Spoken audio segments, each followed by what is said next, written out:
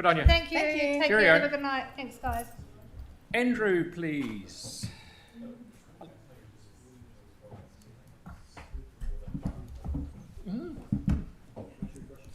Is there a cup?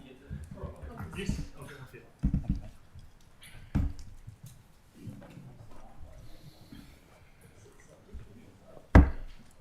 Careful, careful.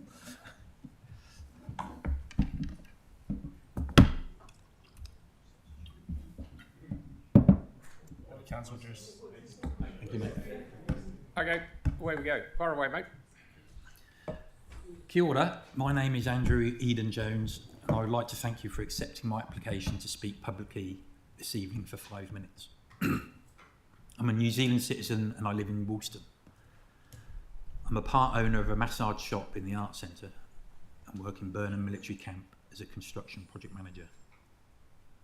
I'm here to present to you my thoughts on restoring our iconic buildings, written into the public consultation documentation regarding Christchurch City Council's proposals and options for the city's long-term plan. The iconic buildings you'll all be familiar with, but are the Christchurch Cathedral, Chambers, Museum, but last but not least the Arts Centre. When I first moved to Christchurch in 2013, I lived next to Hagley Park, a magnificent city asset. I'm sure many of us can agree that the park is worth investing in because of its value to our local economy.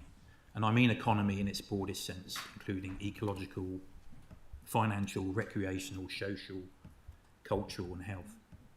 Not investing in the park would be a strategic mistake for the city. Thankfully we do. Equally, these iconic buildings here in our city deserve a public investment to support their restoration. It's a strategic mistake not to do so. The buildings represent a deep cultural significance to many in and outside the city.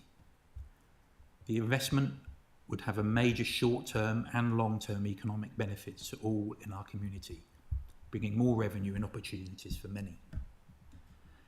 It's been well over a decade since the earthquakes, and the piles of rubble and the broken historic heritage buildings are now an anomaly in the new urban landscape of Christchurch. The most they do for our local economy is provide pictures for tourists, memories of a very difficult period for this whole region's people, and unfortunately a grim image of urban decay, including in costs of maintaining that decay. Our city is currently riding on a wave of relatively good economy compared to the rest of New Zealand. People want to move here. Lots of people from overseas want to visit here because of the city's environment, both natural and built. These iconic buildings have been worthy of a heritage designation, hold deep cultural significance for many, and therefore have, if allowed, have economic benefits to our local communities. The public investment in the reconstruction of these buildings alone would provide hundreds of highly skilled jobs to the region, just when the construction industry is at its most competitive, hungry, and most of all have the resources and structures to deliver. This is the time to invest in our iconic public buildings that have been trashed by the earthquakes. It is unlikely to get any cheaper in capital terms than it will now. The benefits of restoration of these iconic buildings will provide many worthwhile opportunities for local people to learn new skills, combining heritage building techniques and state-of-the-art earthquake protection measures.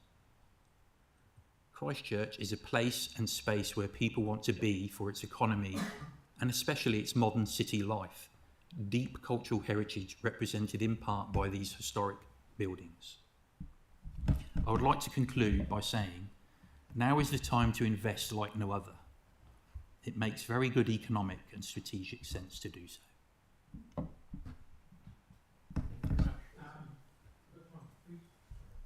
Thank you very much. We've got time for questions if anyone wants to do one.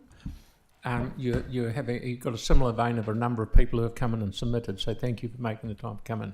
Very good to hear from you. Good on you. Thank you. Rachel, please.